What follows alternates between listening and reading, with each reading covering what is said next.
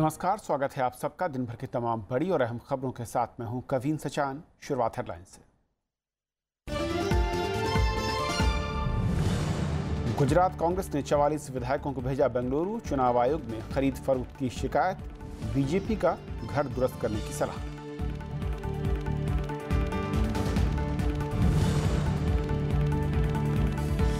उत्तर प्रदेश में समाजवादी पार्टी के 2 और बीएसपी के एक एमएलसी का इस्तीफा। विपक्ष ने लगाया धन बल का आरोप, बीजेपी ने नीतियों को बताया जिम्मेदार।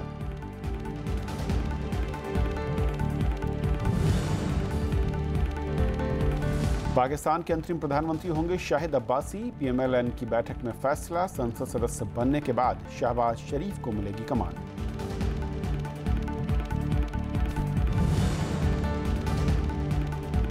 उत्तर कोरिया ने किया नई बैलिस्टिक मिसाइल का परीक्षण। अमेरिका के ज्यादातर हिस्सों तक पहुंच का दावा।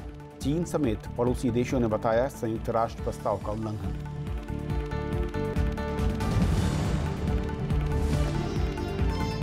पहले टेस्ट श्रीलंका के खिलाफ बड़ी जीत, 3 मैचों की सीरीज में भारत 1-0 से आगे। विदेश में सबसे बड़ी कामयाबी, Shikhar Dhawan player of the match.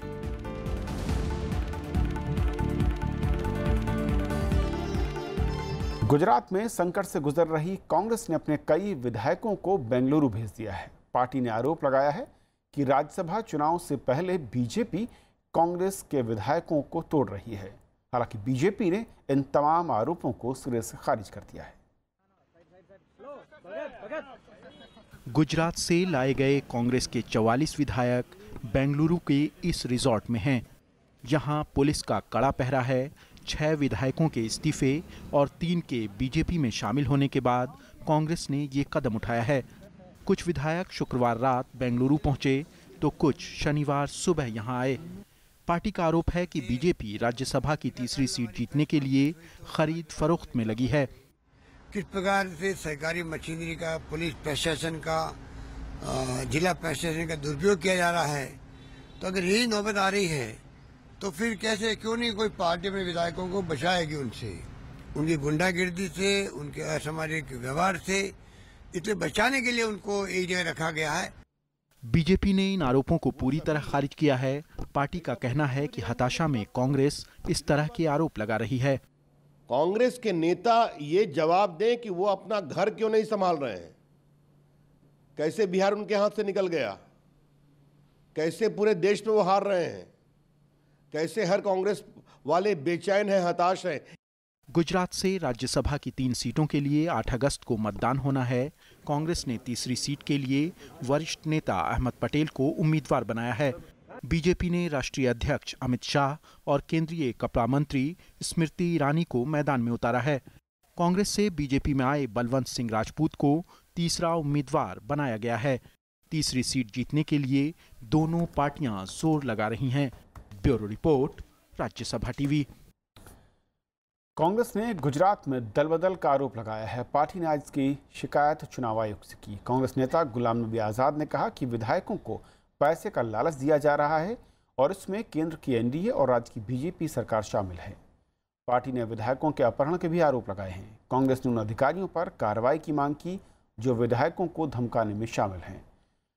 Party ने यह भी कहा कि ये घटनाएं वहां हो रही हैं जहां से खुद प्रधानमंत्री आते हैं। कांग्रेस के एमएलए को डिफेक्शन कराया जा रहा है, उनको पैसे की लालच दी जा रही है, उनको टिकट की लालच दी जा रही है और पुलिस एडमिनिस्ट्रेशन को और गवर्नमेंट एडमिनिस्ट्रेशन को इसके लिए इस्तेमाल किया जा रहा है। उत्तर प्रदेश में आज 3 विधान परिषद के सदस्यों ने इस्तीफा दे दिया, जिनमें 2 समाजवादी पार्टी और 1 बीएसपी से है। इसे लेकर बीजेपी और समाजवादी पार्टी में आरोप प्रत्यारोप भी शुरू हो गए। बीएसपी प्रमुख मायावती ने कहा कि बिहार, यूपी और गुजरात की घटनाएं लोकतंत्र की हत्या है। उत्तर प्रदेश में शनिवार को 3 विधान पार्षदों यानी एमएलसी ने इस्तीफा दे दिया। इनमें समाजवादी पार्टी के बुक्कल नवाब और यशवंत सिंह शामिल हैं। बीएसपी के जयवीर सिंह ने भी त्यागपत्र दे दिया है। बुक्कल नवाब ने बीजेपी की नीतियों की तारीफ भी की। और योगी जी भी जो है उन्हीं ने भी जो अभी काम कर रहे हैं वो अच्छे ही काम कर रहे हैं। उन्हीं ने ऐसा कोई जितना भी घोटाले और जिस तरीके से जो कुछ भी चल रहा था वो तो अभी आपको हमें लगता है कि ये 3-4 महीने के अंदर कहीं पर कोई घोटाला तो नजर नहीं आया होगा। ये इस्तीफे ऐसे वक्त हुए हैं जब बीजेपी के राष्ट्रीय अध्यक्ष अमित शाह उत्तर प्रदेश के दौरे पर हैं। बीजेपी ने कहा है कि समाजवादी पार्टी और बीएसपी की नीतियों से दोनों पार्टियों के नेता नाराज हैं। अब उनकी जो मजबूरियां हैं वो बढ़ती जाएंगी। अब उन्होंने जो इस्तीफा दिया है उसका कारण तो अब अखिलेश यादव जी को ही समझाना पड़ेगा। समाजवादी पार्टी के अध्यक्ष अखिलेश यादव ने कहा कि बिहार के बाद बीजेपी उत्तर प्रदेश में भी राजनीतिक भ्रष्टाचार को बढ़ावा देना चाहती है। और एक षड्यंत्र भी समाजवादी पार्टी के खिलाफ है। कुछ बड़े नेता षड्यंत्र कर रहे हैं, पार्टी को तोड़ के बीजेपी को कुछ देना चाहते हैं जिससे वो सुरक्षित रह सके। उत्तर प्रदेश में मुख्यमंत्री योगी आदित्यनाथ समेत 5 ऐसे मंत्री हैं जो किसी भी सदन के सदस्य नहीं हैं। Bureau report, Rajya Sabha TV. Jammu Kashmir की मुख्यमंत्री महबूबा मुफ्ती ने राज्य में शांति के लिए केंद्र सरकार से लाहौर घोषणा पर अमल की अपील की है। उन्होंने क्रॉस बॉर्डर ट्रेड पर रोक की जगह नशे की तस्करी पर लगाम लगाने की जरूरत बताई। जम्मू कश्मीर की मुख्यमंत्री महबूबा मुफ्ती ने जम्मू कश्मीर में शांति बहाली की प्रक्रिया तेज करने की मांग की। श्रीनगर में पीडीपी के स्थापना समारोह में उन्होंने केंद्र सरकार से पाकिस्तान के साथ लाहौर घोषणा पर फिर अमल की अपील की। मुख्यमंत्री ने कहा कि जम्मू कश्मीर से पाकिस्तान के साथ व्यापार रास्तों को ब्लॉक नहीं किया जाना चाहिए, इसके बजाय वहां से ड्रग्स की तस्करी करने वालों पर कार्रवाई करनी चाहिए। मेरी अपील है मरकजी सरकार से भी, जो वाजपेयी जी ने जम्मू कश्मीर में रास्ता अपनाया था जिससे हमारे बॉर्डर्स पे सीज फायर था, चाहे नौशेरा हो चाहे राजौरी हो, जो उन्होंने रास्ता अपनाया, जो लाहौर डिक्लेरेशन है उसको दोबारा जिंदा कर लीजिए ताकि हम अमन और चैन से जम्मू कश्मीर में रह सके। मीडिया में खबरें हैं कि जांच एजेंसी एनआईए ने एलओसी पर उरी और पुंछ में बने व्यापार रास्तों को बंद करने की सिफारिश की है। वहीं केंद्र सरकार का कहना है कि ये सुरक्षा से जुड़ा मसला है। मैं समझता हूँ कि सुरक्षा संबंधित ये जो संवेदनशील विषय है गृह मंत्रालय और सुरक्षा एजेंसीज पर छोड़ दें और उन्हीं को अंतिम निर्णय करने दें। उनके पास तमाम इनपुट्स उपलब्ध रहते हैं। जो देश का कानून है उसके अंतर्गत कार्रवाई हो, उसका हमें सम्मान भी करना चाहिए और उसे स्वीकार भी करना चाहिए। संघर्ष विराम उल्लंघन के चलते पुंछ में व्यापार रास्ता पिछले कई दिनों से बंद पड़ा है। वहीं 21 जुलाई को उरी के सलामाबाद व्यापार सुविधा केंद्र पर पीओके से आए ट्रक से 40 किलो हेरोइन और ब्राउन शुगर बरामद हुई थी। आशंका है कि इसका इस्तेमाल आतंकी फंडिंग के लिए हो सकता है। Bureau report, Rajya Sabha TV. Congress उपाध्यक्ष राहुल गांधी ने कहा है कि एनडीए सरकार आने के बाद देश में तनाव बढ़ गया है। छत्तीसगढ़ में एक रैली में उन्होंने आदिवासियों से जमीन और जंगल छीनने का आरोप भी लगाया। छत्तीसगढ़ दौरे के दूसरे दिन कांग्रेस उपाध्यक्ष राहुल गांधी ने जगदलपुर में रैली की। राहुल गांधी ने मुख्यमंत्री रमन सिंह पर भ्रष्टाचार का आरोप लगाया। उन्होंने कहा कि छत्तीसगढ़ में आदिवासियों से उनकी जमीन और जंगल छीना जा रहा है। बस्तर में सिर्फ एक काम हो रहा है, जो भी आपका है, चाहे वो जमीन हो, जल हो, जंगल हो, जो भी आपका है वो आपसे छीना जा रहा है। बस्तर में राहुल गांधी ने आदिवासी युवकों से मुलाकात की। इसका आयोजन एनएसयूआई ने किया। उन्होंने कहा कि एनडीए सरकार आने के बाद देश में अशांति बढ़ गई है, जबकि यूपीए में ऐसा नहीं था। नॉर्थ ईस्ट में आज तमिलनाडु में गुस्सा, बस्तर में गुस्सा, छत्तीसगढ़ में गुस्सा, ये बीजेपी के आने के बाद लड़ाई बढ़ती क्यों? शुक्रवार को उन्होंने कांग्रेस कार्यकर्ताओं से मुलाकात की थी और पार्टी संगठन मजबूत करने का निर्देश दिया था। Bureau report, Rajya Sabha TV. Bihar में जेडीयू और बीजेपी गठबंधन की नई सरकार के मंत्रियों को आज शपथ दिलाई गई। राजभवन में राज्यपाल केशरीनाथ त्रिपाठी ने उन्हें पद और गोपनीयता की शपथ दिलाई। मंत्रिमंडल में 27 नए मंत्रियों को शामिल किया गया है। बीजेपी के नंद किशोर यादव, विनोद नारायण झा, रामनारायण मंडल, प्रमोद कुमार, प्रेम कुमार को मंत्री बनाया गया। जेडीयू से ललन सिंह, कृष्णनंदन वर्मा, महेश्वर हजारी, विजेंद्र प्रसाद यादव, श्रवण कुमार और जय कुमार सिंह को जगह मिली है, तो एलजेपी से पशुपति कुमार पारस को मंत्री पद की शपथ दिलाई गई। मंत्रिमंडल में मंजू वर्मा एकमात्र महिला मंत्री बनाई गई हैं।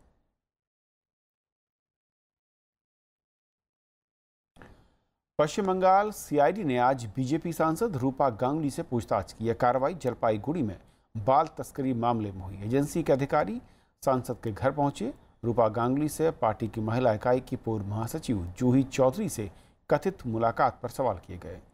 जूही चौधरी इस मामले में आरोपी हैं। सीआईडी ने इस साल की शुरुआत में इस रैकेट का पता लगाया था, जिसमें बच्चों को फर्जी तरीके से विदेशियों को बेचने की बात थी।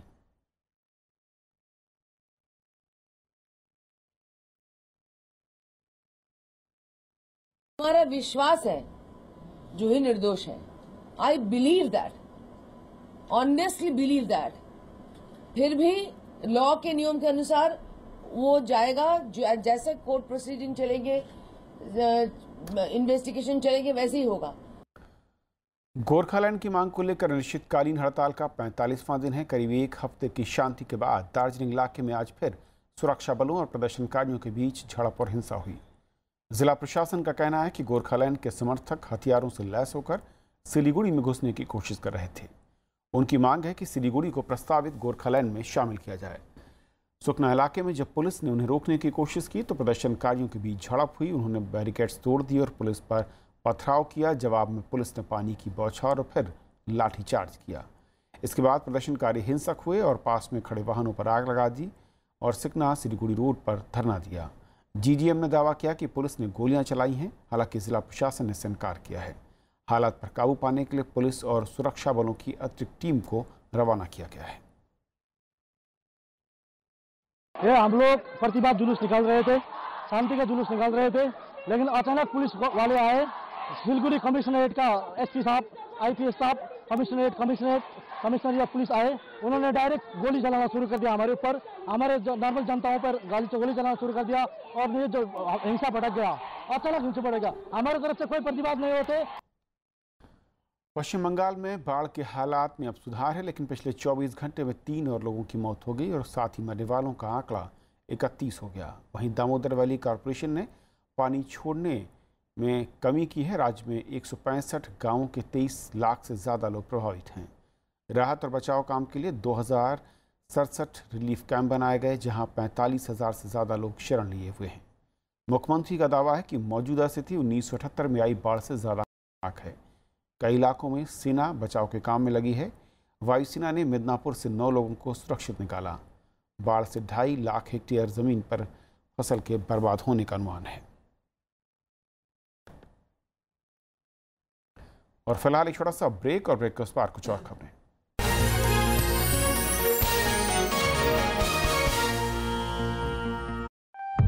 मैं चाहता हूं कि जब मैं दिल्ली चलो कहूं, तब आपके दिलों में ऐसी चीख गूंजे जो अंग्रेजों में खौफ और दहशत भर दे।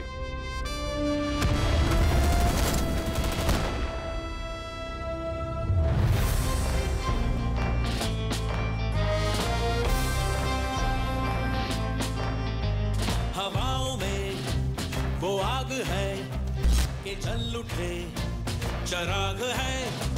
हवाओं में वो आग है कि जल उठे चराग है। हवाओं में वो आग है कि खोलने से ख्वाब है। चलो दिल्ली उतार के तिरंगा संभाले।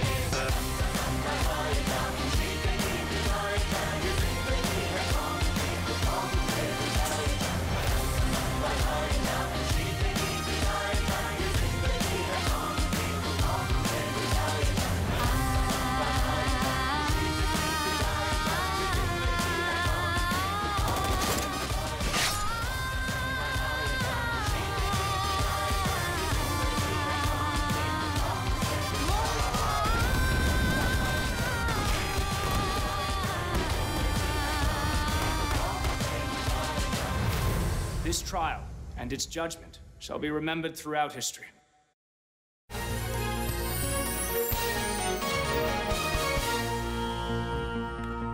शाहिद खाकान अब्बासी पाकिस्तान के अंतरिम प्रधानमंत्री होंगे। वो पूर्व पेट्रोलियम मंत्री हैं। मीडिया रिपोर्ट्स के मुताबिक पाकिस्तान मुस्लिम लीग नवाज की बैठक में यह फैसला लिया गया, जिसकी अगुवाई बर्खास्त प्रधानमंत्री नवाज शरीफ ने की। अब्बासी 1.5 महीने तक प्रधानमंत्री रहेंगे और उसके बाद नवाज शरीफ के भाई शहबाज शरीफ प्रधानमंत्री बनेंगे।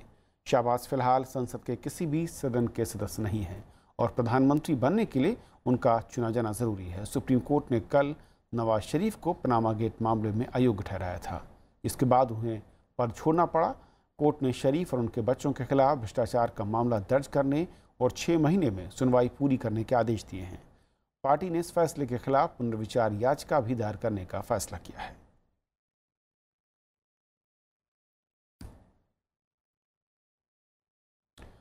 उत्तर कोरिया ने 1 महीने के भीतर दूसरे इंटरकॉन्टिनेंटल बैलिस्टिक मिसाइल का परीक्षण किया। उत्तर कोरिया के मुताबिक इसकी मारक क्षमता 10,000 किलोमीटर है और ये 750 किलोग्राम तक के हथियार को ढो सकती है। 우리 당과 국가 군대의 최고領導者김정은 동지의 직접적인 지도 밑에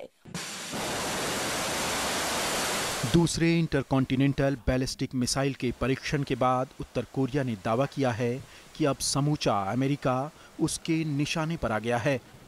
कोरिया इसे अमेरिका के लिए कड़ी चेतावनी बता रहा है। इसके फौरन बाद दक्षिण कोरिया, जापान और अमेरिका के अधिकारियों ने मिसाइल की रेंज, लोकेशन और समय से जुड़ी जानकारियां साझा की।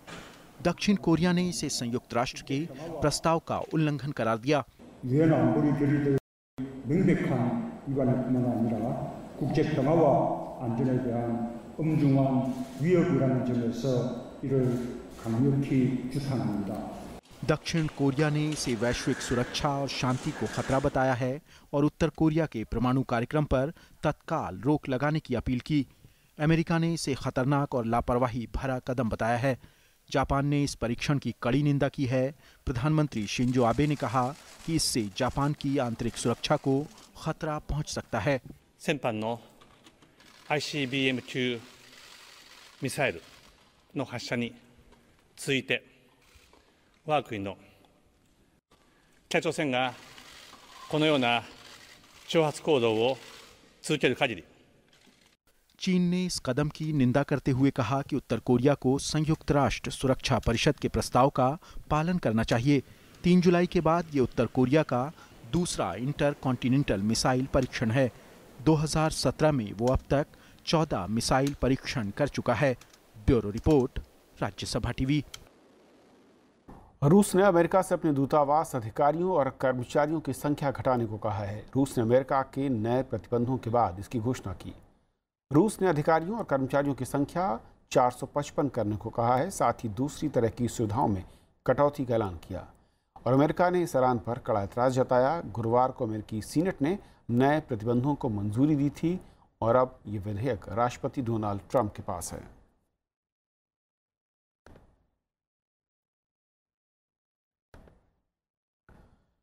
आज़ाद हिंद फौज और रेड फोर्ट ट्रायल पर बनी राज्यसभा टीवी की पहली बॉलीवुड फिल्म राग देश को काफ़ी सराहा जा रहा है। बड़े स्टार कास्ट और बैनर तले रिलीज हुई कई कमर्शियल फिल्मों के बीच राग देश दर्शकों के बीच अपनी अलग पहचान बना रही है। रिलीज के दूसरे दिन भी काफ़ी लोग सिनेमाघरों में पहुंचे और फिल्म की तारीफ की। सब तो पहला मैं हिंदुस्तानी हाँ। फिल्म राग देश की दर्शक काफ़ी तारीफ कर रहे हैं। आम दर्शकों के साथ फिल्मी दुनिया के कलाकार भी फिल्म देखने का वक्त निकाल रहे हैं।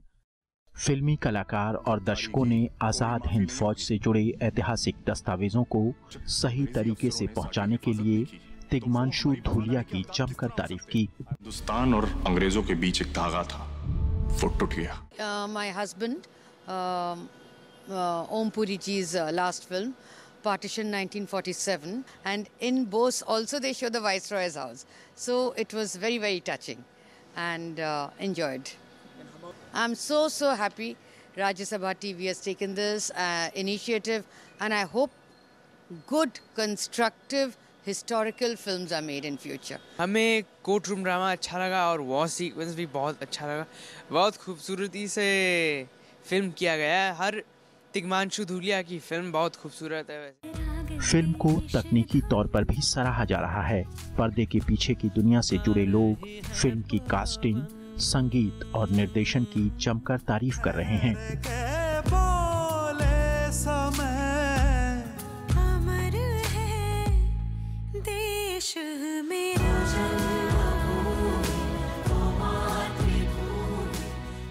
ऐसे लोगों को कास्ट किया जिनको हमें देख के लगता है कि हाँ ये उस टाइम INA के ग्रेट सोल्जर्स थे जो लड़े हैं देश के लिए, या उस टाइप की आर्मी थी। So I think hats off to them for casting people so brilliantly. तो जिस तरीके से लिखावट है, जिस तरीके से गाने हैं, जिस संगीत है, वो बहुत ही इस फिल्म को सूट करता है। और इसकी ये बड़ी ये ऐसी डिमांड ही है इस फिल्म की कि इस तरह के गाने होने चाहिए। बैकग्राउंड देखेंगे, फील देखेंगे, तो उन सब चीज़ों में, इन सब चीज़ों का बहुत बड़ा इम्पैक्ट होता है। सो आपने बताया कि लोकेशंस की परमिशन लेना, मतलब it's a tough task actually.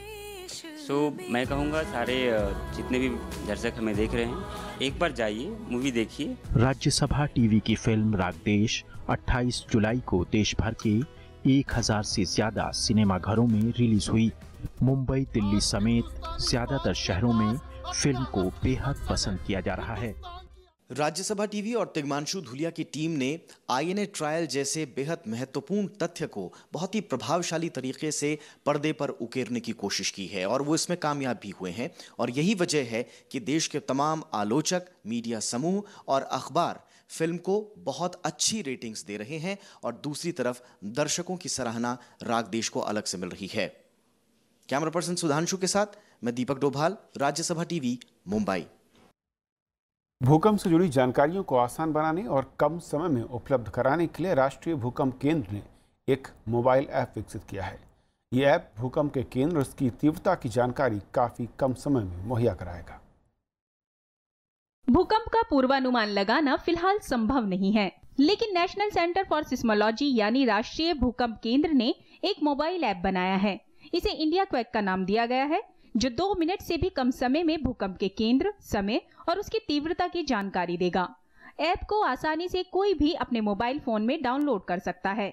इसमें क्या होगा कि जैसे ही अर्थक्वेक रिकॉर्ड होगा इन ऑब्जर्वेटरीज पे, हमारे सेंटर में डेटा आएगा और वो अर्थक्वेक लोकेट होगा, वो इस ऐप पे आ जाएगा और जितने भी लोग हैं जिनके पास भी ये ऐप है उनको इन्फॉर्मेशन मिल जाएगी। राष्ट्रीय भूकंप केंद्र का 84 स्टेशनों का नेटवर्क है। ये स्टेशन वास्तविक समय में डेटा संचार के लिए रीसेट के माध्यम से राष्ट्रीय भूकंप केंद्र से जुड़े हुए हैं। भूकंप आने की स्थिति में राष्ट्रीय भूकंप केंद्र SMS, ईमेल और फैक्स के जरिए भूकंप की जानकारी देता है, लेकिन इंडिया क्वेक ऐप की मदद से इन जानकारियों के प्रसार में होने वाली देरी को कम किया जा सकता है। इस इंफॉर्मेशन को सबको क्यों नहीं देते, बजाय इसके कि एक सिलेक्टेड फ्यू को दें हम लोग कि भाई मिनिस्ट्री ऑफ होम अफेयर्स को, NDMA को या जो स्टेक होल्डर्स हैं उनको दें। ये सारी इन्फॉर्मेशन सबको मिलनी चाहिए, जितनी भी पब्लिक है। पृथ्वी विज्ञान मंत्रालय के 14वें स्थापना दिवस के मौके पर गुरुवार को केंद्रीय विज्ञान और प्रौद्योगिकी मंत्री डॉक्टर हर्षवर्धन ने इस ऐप को लॉन्च किया। Bureau report, Rajya Sabha TV. पर्यावरण और वन मंत्री हर्षवर्धन ने बाघों की घटती संख्या पर चिंता जाहिर की। उन्होंने पर्यावरण को बचाए रखने के लिए बाघों को बचाने पर जोर दिया। दिल्ली के विज्ञान भवन में अंतर्राष्ट्रीय बाघ दिवस के मौके पर उन्होंने ये बात कही। आइए हम सब मिलकर बाघ संरक्षण में सहयोग दें। पर्यावरण और वन मंत्रालय बाघों को बचाने के लिए आंदोलन खड़ा करने पर जोर दे रहा है। पर्यावरण मंत्री हर्षवर्धन ने अंतर्राष्ट्रीय बाघ दिवस के मौके पर लोगों को जागरूक करने की बात कही। हम हमारे मंत्रालय के माध्यम से सारे देश के अंदर एक पवित्र आंदोलन जो है उसको खड़ा करें।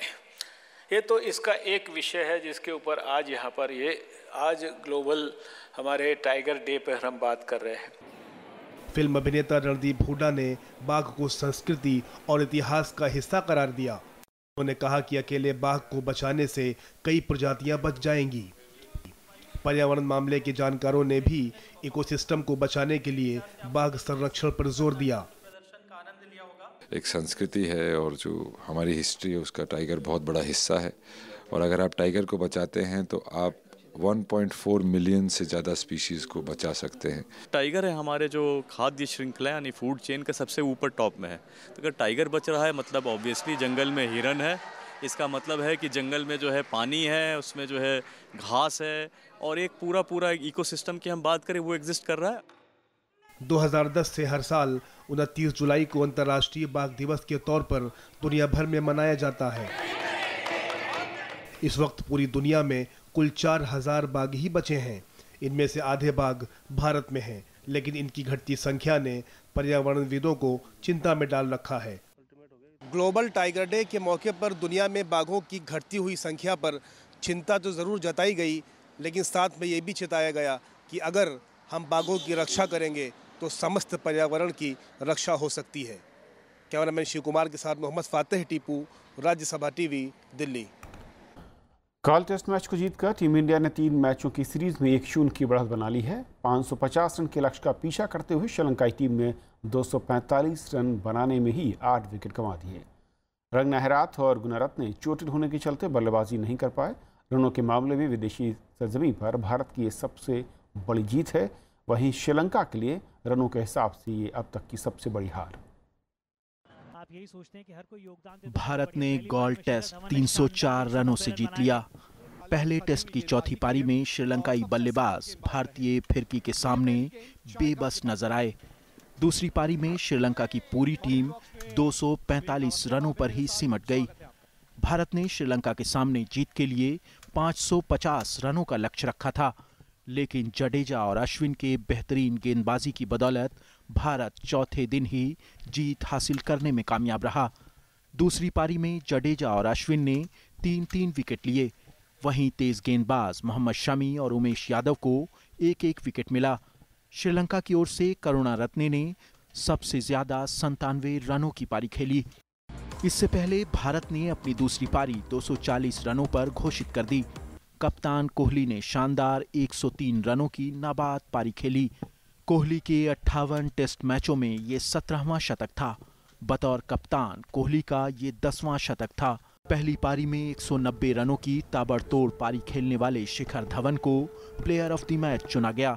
दोनों देशों के बीच दूसरा टेस्ट 3 अगस्त से कोलंबो में खेला जाएगा। Bureau report, Rajya Sabha TV. तो खबरों के आज के सफर बस इतना ही। नमस्कार।